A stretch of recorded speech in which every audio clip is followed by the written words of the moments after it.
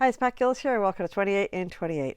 You know, one of the things that sort of fascinates me when I look at humans and horses, I think that we couldn't be more different as a species. You know, we don't speak the same language, we don't think the same way, and yet somehow horses and people are able to kind of communicate with one another. You know, so if you have a relatively well-educated rider and a relatively well-educated horse, they can pretty much figure it out and do whatever it is they're going to do, you know.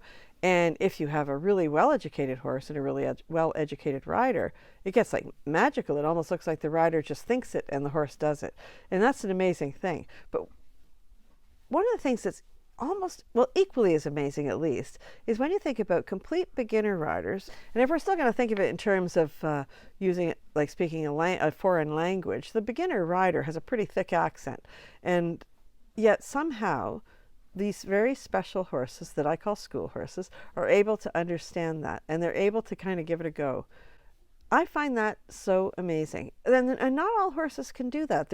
There's some horses whose temperament wouldn't allow for it. They would be too stressed by the conflicting signals that beginner riders can give. You know, and I always tell people that the best assistant instructor you're ever going to have is a good school horse, because they're absolutely magical in their patience and their ability to make the best of understanding what a beginner rider is trying to say. Now, some of them are cheeky, but that's also what teaches people how to ride. If they're a little bit more difficult, a little bit challenging sometimes, but they're safe, right? They just sort of push the rider's limits a little bit and teach them to speak the language more clearly, you know, to get the grammar right, as it were, the syntax, you know?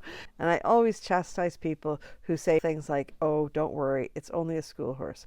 There is no such thing as only a school horse. A school horse is worth his weight in gold, and that's why all of my horses retire with us at the farm, and that's why we have this wall that commemorates all of them for their service over the years and teaching people how to ride.